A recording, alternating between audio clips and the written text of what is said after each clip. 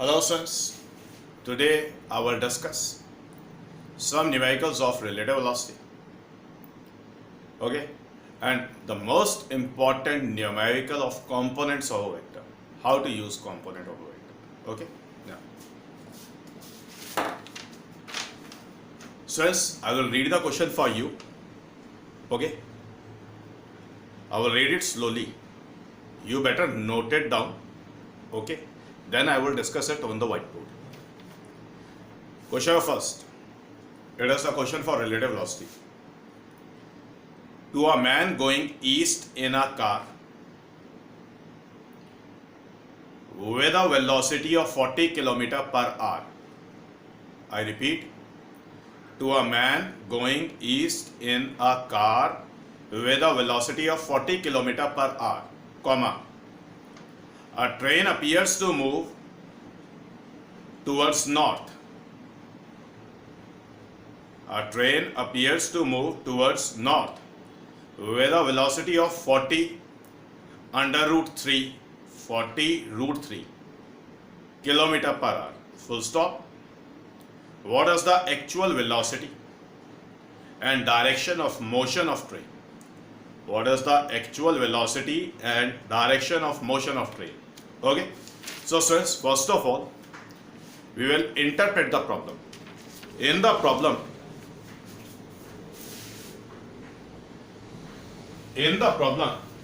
a man is going east in a car with a velocity of 40 km per hour.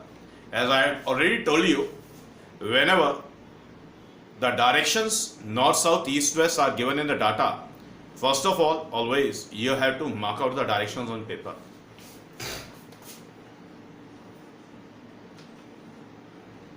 Let us suppose it is a north, it is a south, it is a east, and it is a west. What is happening? A man going east in a car, a man is driving his car and he is moving at a speed of 40 km per hour due east. So beta man, let us suppose that this is the man driving his car and the velocity of man is say vector Vm. Okay. The magnitude of this vector Vm is 40 km per hour. Okay. Now, a train appears to move towards north. That is, there is a train. The train is also moving on the ground. And to this moving man is moving in the car. To this moving man, the train appears as if it is moving towards north. लग रहा है बेटा आदमी को कि train north में जा रही है. ठीक है, समझ आ गई बात? तो स्टूडेंट्स, बेटा, तो जब आदमी को लग रहा है कि ट्रेन नॉर्थ में जा रही है, ठीक है, लग रहा है, एक्चुअली नॉर्थ में नहीं जा रही. क्वेश्चन है, what is the actual velocity and direction of motion of train? तो इसका मतलब बेटा मैन को जब लग रहा है कि जो ट्रेन है वो नॉर्थ में जा रही है, तो इसका मतलब डाटा में ये जो वेलोसिटी गिवन है 40 रूट 3 किलोमीटर पर आवर, ये रिलेटिव वेलोसिटी है of train with respect to man. बात समझ आ गई? तो बेटा velocity of train with respect to man, it is 40 under root 3 kilometer per hour. Got it, friends? Velocity of train with respect to man. Okay, चलिए थोड़ा बड़ा हो गया, ऐसा करते हैं, इसको ऐसे लिखते हैं. It is the velocity of train with respect to man. Okay? तो relative velocity vector, एक काम करते हैं, एरोस हटाते हैं पहले. Velocity of man, vector Vm, is marked due east. But our relative velocity, vector Vtm, is marked due north. पूछा है what is the actual velocity and direction of motion of train? Clear? Velocity का actual velocity पूछा, velocity of train का actual velocity पूछा, और direction of motion of train पूछा। अब ध्यान से समझिए सवाल को। अब अगर रिलेटिव वेलोसिटी नॉर्थ में है, ठीक है, तो हुआ कैसे था, मैन की रिस्पेक्ट में रिलेटिव वेलोसिटी नॉर्थ में, तो मैन की वेलोसिटी का नेगेटिव लेना था और ट्रेन की वेलोसिटी के ऊपर डालना था। समझ आ गई बात। अब देखिए, लेट अस सपोज से ये ट्रेन है, अभी मैं मार्क नहीं कर रहा हूं कि ट्रेन किधर मूव कर रही है। लेट अस सपोज से ये मैन था, वेलोसिटी ऑफ मैन ईस्ट में था, ओके, तो ट्रेन का velocity with respect to man calculate करना है या गिवन है डाटा में, तो नेगेटिव ऑफ वी एन आपने मैन पर डाला जिससे कि मैन का वेलोसिटी रिड्यूस हो गया, जीरो हो जाए, तो नेगेटिव ऑफ वी एन आपको ट्रेन पे भी डालना होगा। क्लियर। अब स्टूडेंट्स जो, अब ये एक वेक्टर हो गया, अब जो रिजल्टेंट है, जो रिजल्टेंट वेक्टर है वी टी एम वेक्टर, ये रिलेटिव वेलोसिटी है। अब अगर ये रिजल्टेंट है दो वेक्टर्स का और उनमें से एक वेक्टर ये है, तो दूसरा वेक्टर किधर होगा, तो दूसरा वेक्टर कहीं यहां होगा। समझ आ गई बात, समझ आ गई ये बात। तो वेलोसिटी ऑफ ट्रेन यहां पर कहीं होना चाहिए। क्लियर। मैन का वेलोसिटी रिड्यूस होकर के जीरो हो जाएगा क्योंकि मैन को लगा था कि ट्रेन नॉर्थ में जा रही है। समझ आ गई बात, पता लग गया कैसे करना है, ठीक है। तो स्टूडेंट्स अब हमारे पास क्या आ गया,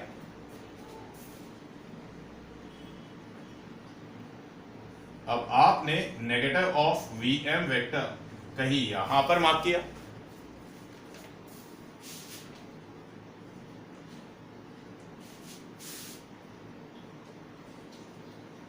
वेलोसिटी ऑफ ट्रेन कहीं यहां पर होगा, क्योंकि याद रखिए जो रिजल्टेंट है वो हमारा रिलेटिव वेलोसिटी है। तो रिजल्टेंट रिलेटिव वेलोसिटी है, तो ये रिजल्टेंट दोनों वेक्टर्स के बीच में आना चाहिए। समझ आ गई बात, इतना काम क्लियर हो गया। तो students let us suppose say that this angle is say equals to theta. Got it. अब हम क्या करेंगे, अब हम यहां पर पैरेललोग्राम कंप्लीट करेंगे। यहां पर ये हमने पैरेललोग्राम कंप्लीट कर लिया। Got it. अब इस पैरेललोग्राम में ध्यान से देखिए, हमें निकालना क्या है, हमें निकालना है actual velocity of train, V T निकालना है।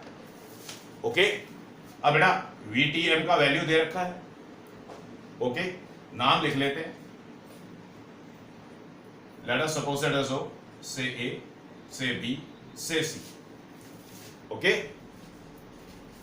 क्लियर हो गई बात। न्या अब बेटा ये हमें यहां पे राइट एंगल ट्रायंगल दिखाई दे रहा है, दिखाई दे रहा है। तो स्टूडेंट्स अब ये वाली साइड नेगेटिव वी एम है, तो ये वाली साइड का जो मैग्नीट्यूड होगा BC, it will be equals to Vm in magnitude, and OB is equal to velocity of train with respect to man in magnitude. Clear? And OC is equals to the magnitude of the velocity of train. समझ आ गई बात। तो students यहां पर ये हमारा step 1 हो गया, डाटा था, या स्टेप 1 नहीं बोलते इसको, डाटा बोल देते हैं। ये हमारा डाटा है, जैसे आपको रिलेटिव वेलोसिटी सिखाया गया था। ये इतना सेक्शन हमारा स्टेप 1 हो गया, इसको रिड्यूस करके दिखाया मैंने यहाँ पे। अब स्टेप 2 में हमें कैलकुलेशन करनी है, ठीक है। तो कैलकुलेशन कैसे कर रहे हैं, ध्यान से देखिए। हम राइट एंगल ट्रायंगल OBC को कंसीडर कर लेते हैं।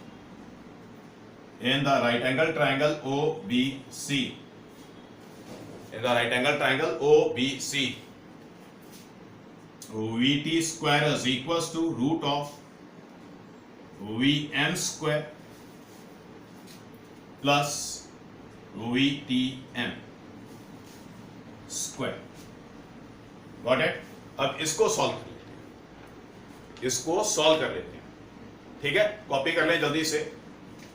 चलिए मैं इधर कर देता हूं, मैं इधर कर देता हूं। सो दिस, इसको सिर्फ वीटी लिख लें, वीटी स्क्वायर नहीं, पाइथागोरस यूज की। Now this VT is written as root of VM is 40 square plus it is 40 under root 3 square. समझ आ गई बात? So this VT is written as under root 40 square plus से 40 square multiplied with 3। Got it? 40 का square बाहर, 40 under root 4, यहां पे 1 बचेगा, यहां पे 3 बचेगा, टोटल हो गया 4।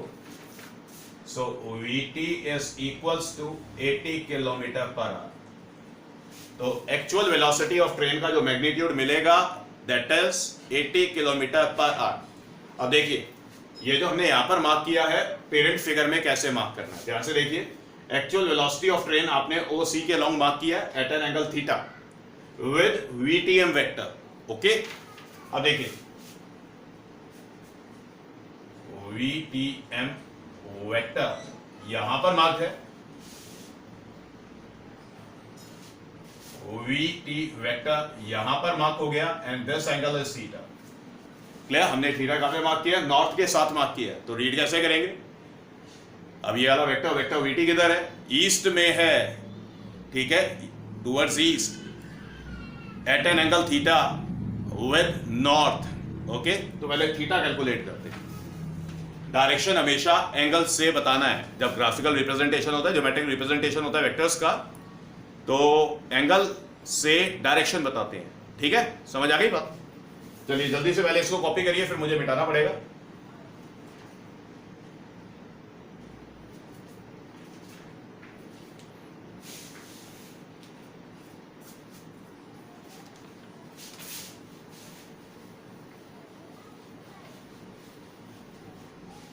अब सर डायरेक्शन के लिए देखिए, डायरेक्शन के लिए पहले थीटा कैलकुलेट करेंगे। थीटा कैलकुलेट करते हैं राइट एंगल ट्रायंगल से। इन द राइट ट्रायंगल से OBC हम यहां पर tan थीटा कैलकुलेट कर सकते हैं। tan theta it will be equal to BC divided by OB, और जो लेंथ BC था वो हमारा मैग्नीट्यूड ऑफ VM था, दैट इज से VM डिवाइडेड बाय, और OB है VTM, the relative velocity of train respect to man. So the tan of theta is written as the velocity of man is 40 kilometer per hour and relative velocity is 40 under root 3, 40 under root 3 kilometer per hour, okay. So it will be equals to 1 upon root 3. Okay, and we know that tan 30 degrees is equals to 1 upon root 3. तो यहां से आ गया theta is equals to 30 degrees, okay. Theta equals to 30 degrees लिखे कैसे? East of north. बात समझ आ गई? Theta equals to 30 degrees east of north. Parent figure में मार्क करना है, पेरेंट फिगर में मार्क करना है। बात समझ आ गई? डन? कॉपी कर ले।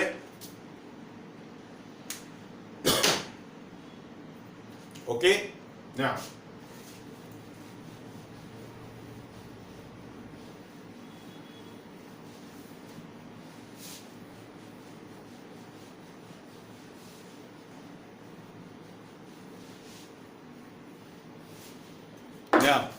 the next question, the question number 2. I am reading it out. A person standing on a road has to hold his umbrella at 30 degrees with the vertical to keep the rain away. Full stop. Repeat kar raha hu. A person standing on the road has to hold his umbrella at 30 degrees with the vertical to keep the rain away. Okay? He throws, full stop, he throws the umbrella and starts running at 10 meter per second. Full stop. He finds that raindrops are hitting his head vertically. Find the speed of the raindrops with respect to the road and with respect to the moving person. मैं दोबारा repeat कर रहा हूं. A person standing on road has to hold his umbrella at 30 degrees with the vertical to keep the rain away. Full stop. He throws the umbrella and starts running at 10 meter per second. He finds that the raindrops are hitting his head vertically. Full stop. Find the speed of the raindrops with respect to the road and with respect to the moving person. Now, sirs. Question number 2. There is a man standing on the ground. Okay? Let us suppose say, this is say the ground, and this is say the man standing on the ground. Got it? Standing on the ground. The man is not moving. The man observes that the raindrops, बेटा जिस direction में rain drop आएगा उसके opposite umbrella पकड़ेंगे तभी तो बारिश से बचेंगे. तो फ्रेंड्स ये वाला जो डॉटेड लाइन हो गया ये हो गया वर्टिकल. अब बेटा अगर रेन ड्रॉप इस डायरेक्शन में आता है, रेन ड्रॉप अगर इस डायरेक्शन में आता है, ये रेन ड्रॉप है, क्लियर? तो ये मैन अपना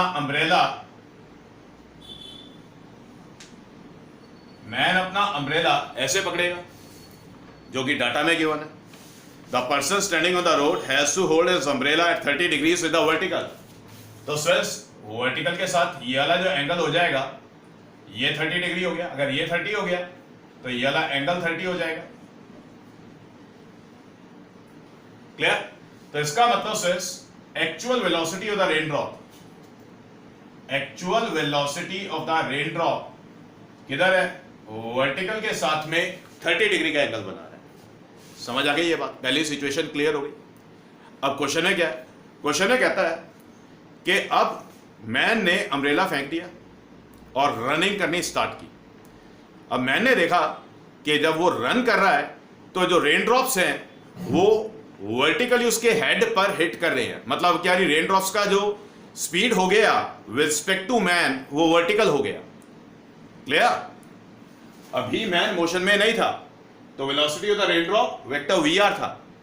clear? At an angle of 30 degrees with the vertical. अब जब मैन रनिंग स्टार्ट करेगा तो मैन को लगा कि वेलोसिटी उसके जो रेन ड्रॉप है वो उसके हेड को वर्टिकली डाउनवर्ड डायरेक्शन में हिट कर रहे हैं. तो इसका मतलब अब हम बात कर रहे हैं relative velocity of the rain drop with respect to man. अब समझिए, सो ये वर्टिकली डाउनवर्ड डायरेक्शन हो गया. क्लियर? अब जब मैन रन करेगा और रिलेटिव वेलोसिटी वर्टिकल के अलोंग होगा. अब रिलेटिव वेलोसिटी था रेन ड्रॉप का with respect to man, rain drop का with respect to man. Clear? तो बेटा वेलोसिटी ऑफ रेन तो यहां पे हो गया, मतलब एक वेक्टर ये हो गया. रिलेटिव वेलोसिटी वर्टिकल के अलोंग हो गया. तो जो दूसरा वेक्टर होगा वो कहीं इस साइड पे होना चाहिए. समझ आ गई बात? क्लियर? तभी तो रिजल्टेंट बीच में आएगा. तो मैन किधर भागेगा? किस साइड भागेगा? राइट साइड भागेगा या लेफ्ट साइड भागेगा? अब ध्यान से देखिए, अगर बेटा रिलेटिव वेलोसिटी वर्टिकल के अलोंग होती है तो मैन को इस साइड में भागना है. समझ आ गई बात? तो ये हो गया मैन, ये हो गया रेन ड्रॉप. रेन ड्रॉप का वर्टिकल के साथ actual velocity vector V R मैंने मार्क किया है यहाँ पे, क्लियर, ये velocity of the rain drop हो गया। मैन का वेलोसिटी से वी एम वेक्टर हमने इधर मार्क किया, ठीक है, क्लियर। जब मैन ने रनिंग करनी स्टार्ट की, मैन रनिंग इस साइड पे करेगा, तो मैन ने क्या देखा कि जो रेन ड्रॉप है मैन के हेड पर वर्टिकल डाउनवर्ड डायरेक्शन में आएगा। तो हमें क्या करना है, हमें वेलोसिटी ऑफ मैन का नेगेटिव लेना है और दोनों पे डालना है, रेन ड्रॉप पर भी डालना है और मैन पे भी डालना है।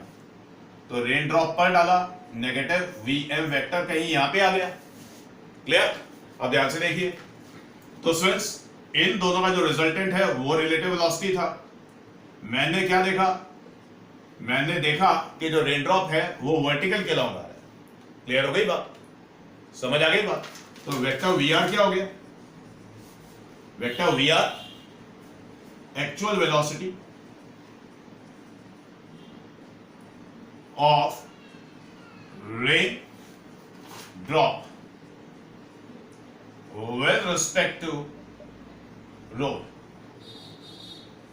क्लियर हो गई बात। अब जो रेन ड्रॉप है ग्राउंड तो मूव नहीं कर रहा, ग्राउंड तो रेस्ट पे, तो वेक्टर वी आर क्या हो गया, actual velocity of the rain drop with respect to road, okay. इसको एक्चुअल वेलोसिटी बोले या velocity of the rain drop with respect to road बोले, एक ही बात। तो स्टूडेंट्स पहले तो हमें ये वी आर निकालना है, ओके, अभी निकाल लेंगे बाद में, पहले डाटा लिख लेते हैं। Vector V M velocity of man or velocity of man in magnitude is 10। समझ आ गई बात। वेक्टर v क्या हो गया, vector v is the relative velocity, relative velocity of rain drop with respect to man, got it। अब दोबारा से फिर से यहां पे डाटा हो गया, ये स्टेप 1 मार्क हो गया, ये स्टेप 1 हो गया, ओके। अब फिर से पैरेललोग्राम कंप्लीट कर लेते हैं लाइक दिस, नाम लिख लेते हैं, कॉपी करें एक बारी जल्दी से, फिर मुझे मिटाना है इसको, कॉपी कर लें डाटा को, मुझे मिटाना है, कैलकुलेशन समझानी है आपको।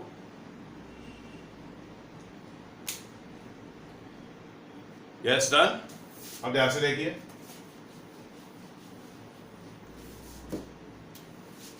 अब ध्यान से देखिए,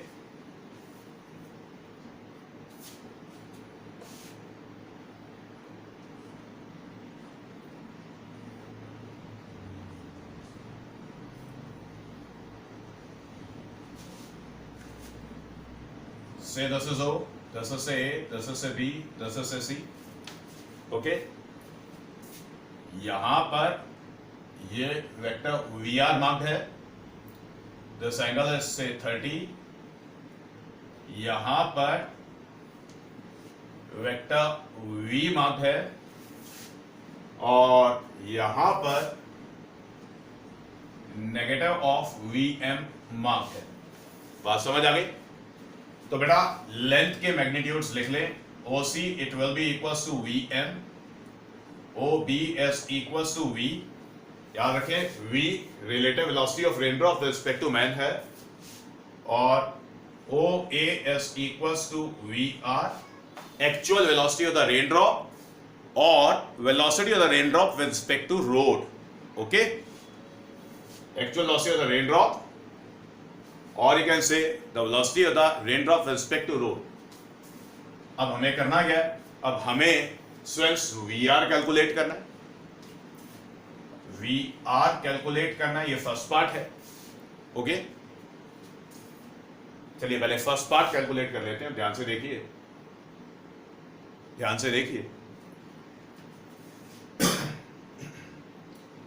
ये वाली साइड अगर नेगेटिव वेक्टर वीएम को रिप्रेजेंट कर रही है तो इसका मतलब ये वाली साइड नेगेटिव वेक्टर वीएम को रिप्रेजेंट करेगी, क्लियर हो गई बात। So we can say that in the right triangle O B A, O B A, tan theta use करते हैं, tan थीटा यूज करते हैं, tan theta is equals to से A B divided by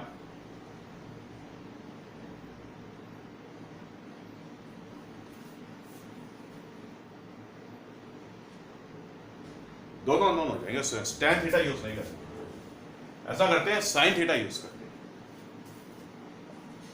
sin theta use करते हैं, sin theta is equals to say B A divided by O A. Clear? अब ध्यान से देखिए, फिगर में ध्यान से देखिए, फिगर में ध्यान से देखिए, B A is equals to O C in magnitude. Clear? So the sin theta is written as BA का वैल्यू लगाएं, let us say 10. Okay? Clear? And OA, let us say VR. So this VR is written as 10 divided by sine of theta. Theta is 30. So it is 10 divided by sin 30.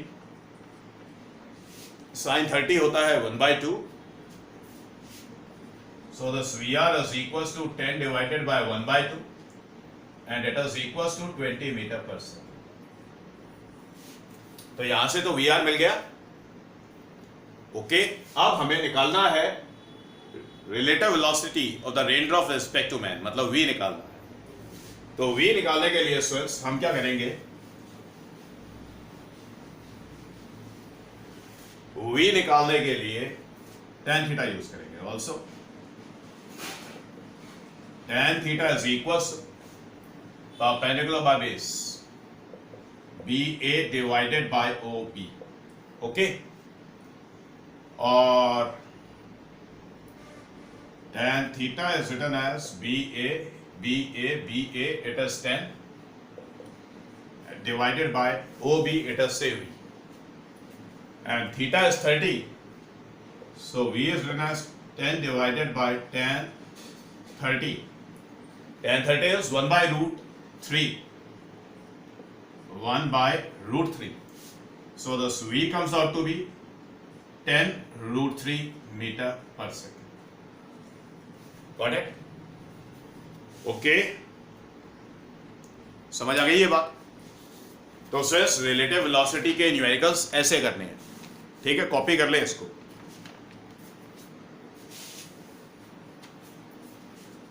Done?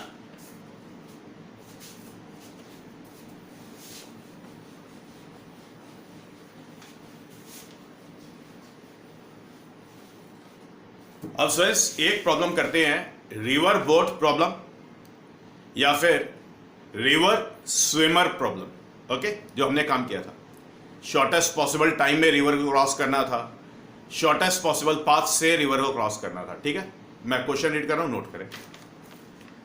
A river 800 meter wide flows at the rate of 6 km per hour, full stop. A swimmer who can swim at 10 km per hour in still water, comma, wishes to cross the river straight, full stop. पहला part है बेटा, first part है what should be his resultant velocity. Second part है how much time he would take to cross the river. How much time he would take to cross the river. मैं repeat कर रहा हूँ. A river 800 meter wide flows at a rate of 6 km per hour. A swimmer who can swim at 10 km per hour in still water, comma, wishes to cross the river straight. पहला part, what should be his resultant velocity, how much time he would take. okay, अब देखिए sir,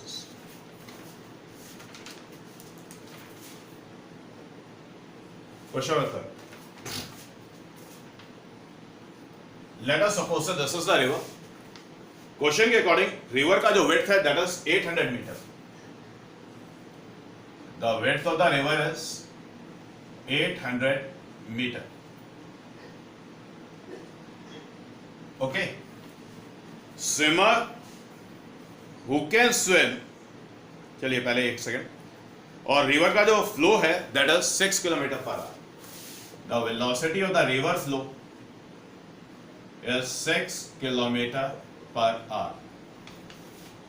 A swimmer who can swim at 10 kilometer per hour, तो velocity of swimmer is 10 kilometer per hour. Okay. Wishes to cross the river straight. बेटा swimmer सोचता है कि बिल्कुल सीधा जाना है. क्लियर? अब बेटा swimmer अगर बिल्कुल सीधा जाना चाहता है तो उसे swim किधर करना होगा? ये हो गया shortest possible path. क्लियर? मान लेते हैं कि रिवर फ्लो इधर, तो वेलोसिटी ऑफ रिवर इधर मार्क हो गया. अब स्विमर अगर कोशिश करेगा सीधा जाने की तो उसको स्विम करना होगा इस डायरेक्शन में. समझ आ गई बात? स्विमर किधर स्विम करेगा? इस डायरेक्शन में. तो ये वेलोसिटी ऑफ स्विमर हो जाएगा. ओके. स्विमर स्विम करेगा वर्टिकल के साथ. चलिए अगर मान लीजिए डायरेक्शन के बारे में बात करता है तो बोलेंगे कि स्विमर स्विम करेगा at an angle theta upstream. Swimmer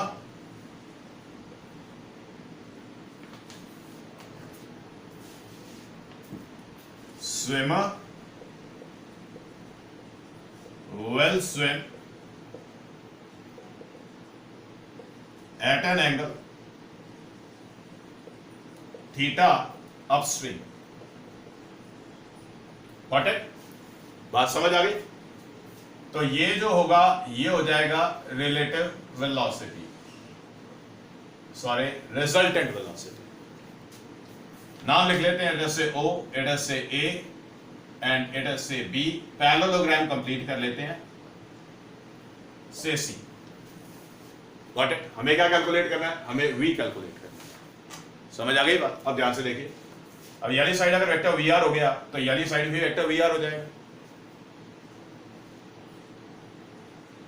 okay. तो अब हम यहां पर राइट एंगल ट्रायंगल कंसीडर करेंगे. Vector OA is written as vector VS. This implies that the length OA is equals to VS, the velocity of the swimmer.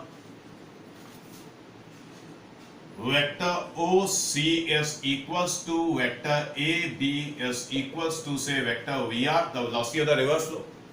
So this length AB it will be equals to VR. Got it? Then the vector OB is the resultant velocity, say vector V. This implies that this OB is equals to say V. Clear? Now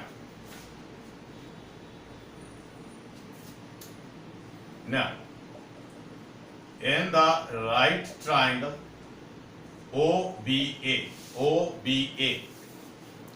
this is the right triangle. We can use Python. We can say that this OA square is equals to AB square plus it is OB square. Okay? OA is VS, AB it is VR, and OB is V. We have to calculate the resultant velocity, that is V. So this V square is written as VS square minus say VR square. Got it? Now VS was velocity of the swimmer is 10, so it is 100. The velocity of the river flow is 6, so it is 36. So it comes out to be 64. So this V comes out to be 8 kilometer per hour. V comes out to be 8 kilometer per hour. बात समझ आ गई? इतना काम clear हो गया. अब बेटा सेकंड पार्ट में क्या कह रहा है? सेकंड पार्ट में कह रहा है how much time he would take. अब ध्यान से देखिए बेटा, स्विमर का जो रिजल्टेंट वेलोसिटी आया वो आया OB के अलोंग. क्लियर? पहले काम करें, इसे कॉपी कर ले, फिर मिटा रहा हूं मैं.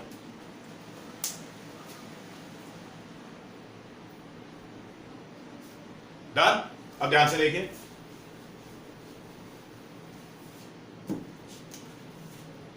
स्विम्स, ये रिवर था, स्विमर अल्टीमेटली इस डायरेक्शन में स्विम कर रहा है, okay, the speed is v and the distance is say d, okay. Swimmer ने स्विम करना स्टार्ट किया टाइम t इक्वल टू 0, यहां पर पहुंचेगा time t equal to t पर, we are going to use distance equal to speed into time, so distance equal to speed into time.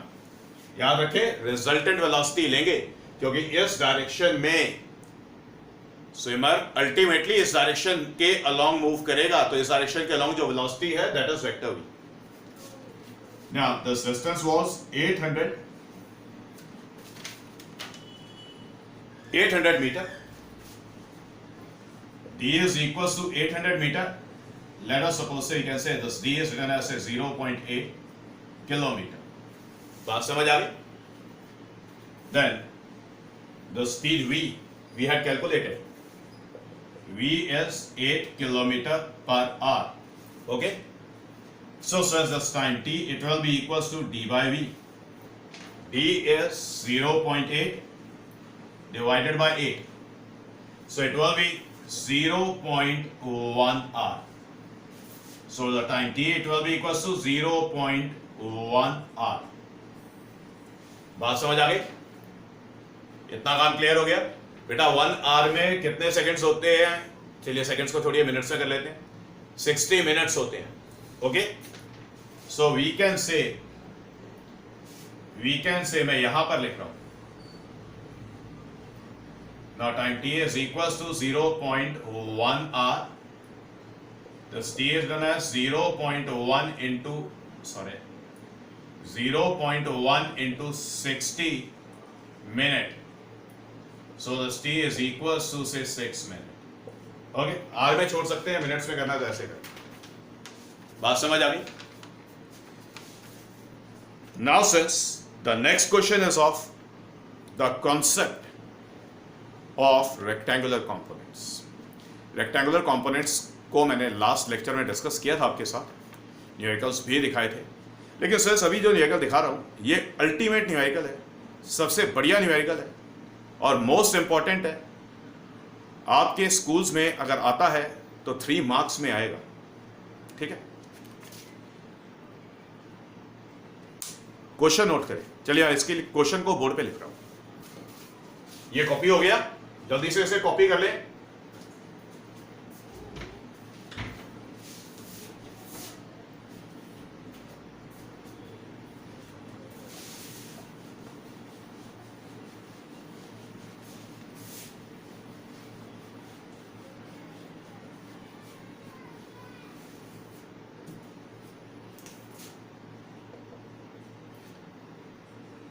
Calculate tensions T1 and T2 in the strings. बेटा strings होते हैं धागे या फिर ropes बोल सकते हैं आप उनको। Let us suppose it as the rigid support.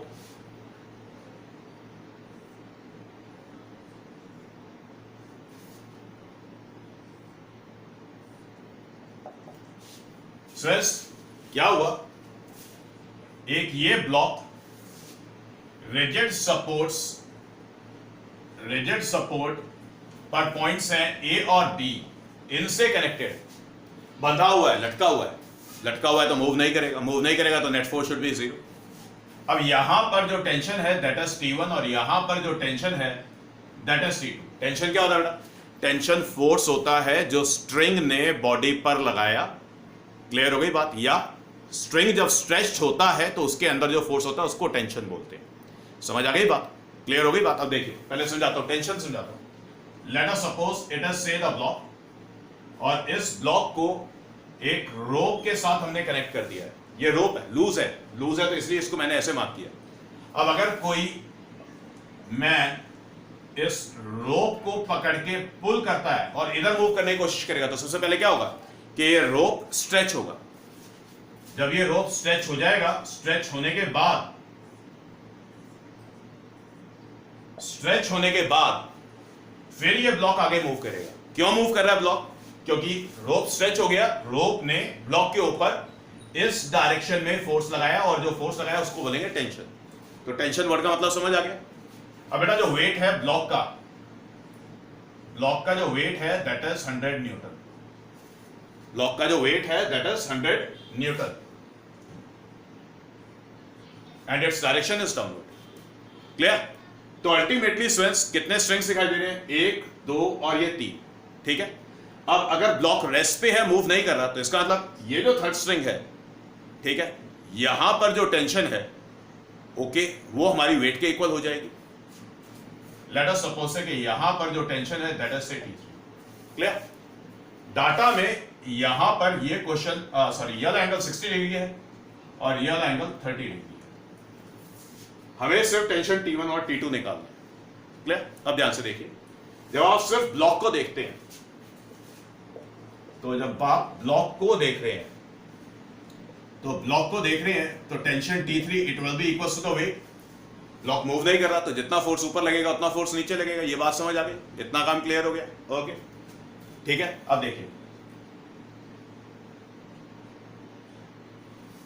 बेटा, जैसे बंदे ने ब्लॉक के ऊपर जो फोर्स लगाया दैट इज टेंशन।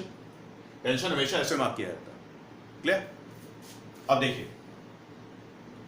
तो टेंशन T3 कितना हो जाएगा? Tension T3 it will be equal to weight is 100 newton. तो टेंशन T3 हो गया 100 न्यूटन। क्लियर हो गई बात? हमें निकालना है T1 और T2। अब बेटा T1 तो फोर्स इधर लग रहा है और T2 इधर लग रहा है, तो इसके लिए हम क्या करेंगे? इसके लिए हम रेक्टेंगुलर कंपोनेंट्स लेंगे। यल एंगल 60 हो गया तो यल एंगल 60 हो जाएगा। ये एंगल 30 है तो यल एंगल 30 हो जाएगा। क्लियर? अब जब टेंशंस के आप रेक्टेंगुलर कंपोनेंट्स लेते हैं तो T2 के जब आप रेक्टेंगुलर कंपोनेंट्स लेंगे तो जो रेक्टेंगुलर कंपोनेंट इस डायरेक्शन में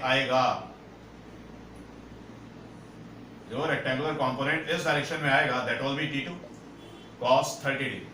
क्लियर? बताया था वेक्टर लाइन के साथ जब एंगल बनाएगा तो cos वाला कंपोनेंट आएगा और इस डायरेक्शन में परपेंडिकुलर, इस डायरेक्शन में T2 sin 30 डिग्री। बात समझ आ गई? क्लियर हो गई बात? अब इसी तरीके से T1 के कंपोनेंट्स लेते हैं तो यहां पर आएगा T1 cos 60 डिग्री। अब T1 का कंपोनेंट वर्टिकल के अलोंग जो आएगा that will be T1 sin 60 degree.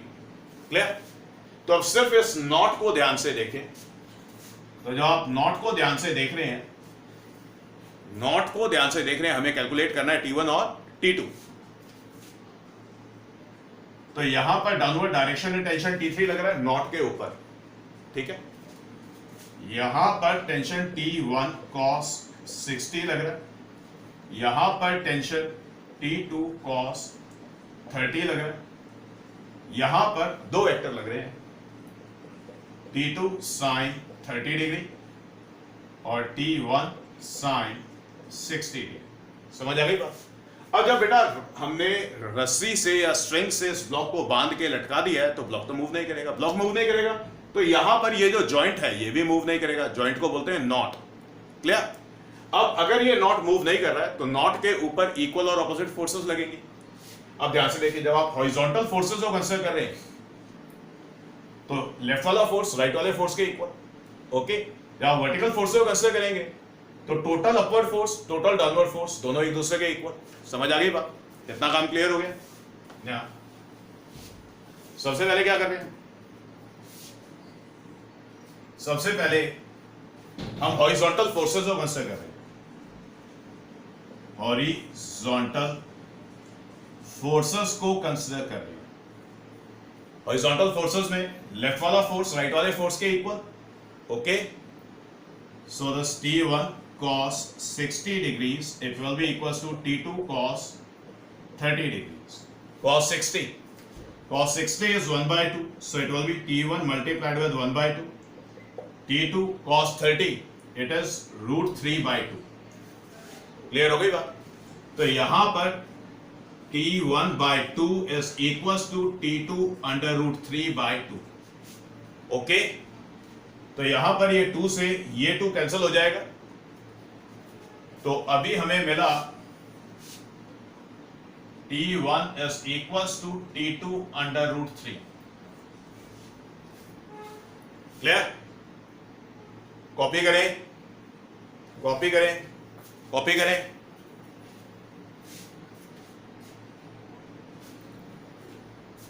Done. तो स्टूडेंट्स अब हम क्या करेंगे, अब हम वर्टिकल फोर्स को कंसीडर करेंगे। Total upward force equals to total downward force. Vertical forces, total upward forces T2 sin 30 plus T1 sin 60। Okay, total upward forces T2 sin 30 plus T1 sin 60। क्योंकि दोनों वेक्टर्स हैं, same direction में act कर रहे हैं, तो resultant कैसे निकालेंगे, मैग्नीट्यूड्स को ऐड करेंगे। ठीक है, अब ये वाला जो फोर्स है डाउनवर्ड डायरेक्शन दिखाई दे रहा है, अपवर्ड फोर्स और डाउनवर्ड फोर्स के magnitudes equal, it is equals to T3, और T3 का वैल्यू हमने ऑलरेडी कैलकुलेट कर लिया था, T3 was equals to 100 newton. So this T2 sin 30 is 1/2, okay, plus T1 sin 60, that is √3/2, okay, T3 it is equals to 100 Newton। पल्ले पड़ गई बात। So since I can say that this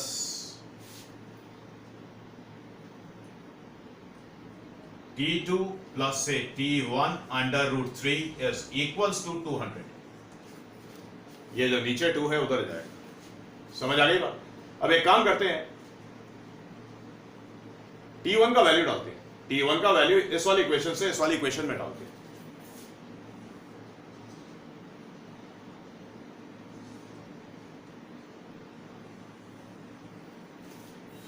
So from this equation T1 का value लगाएं। So this is written as say T2 plus T1 की जगह पे लिखते हैं T2 under √3 multiplied with under √3, it is equals to 200। समझ आ गई बात? So it is written as T2 plus thrice of T2 is equals to 200। Okay, copy करें, कॉपी करें, मिटाना पड़ेगा मुझे इधर, मैं इधर करूंगा।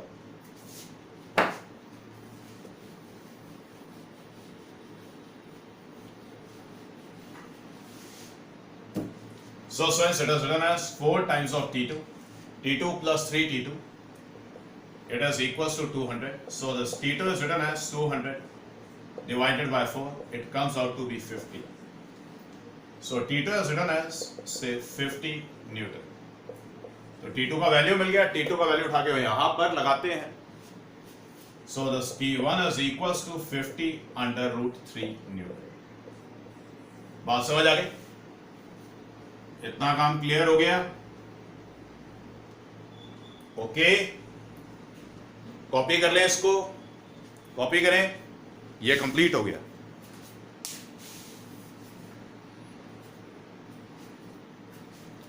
So students, this is all for today. Vectors is finished, and in the next class I will discuss some mathematical skills, the concepts of differentiation and integration with you। Okay, तो next class में पहले differentiation करेंगे। ठीक है? Okay students।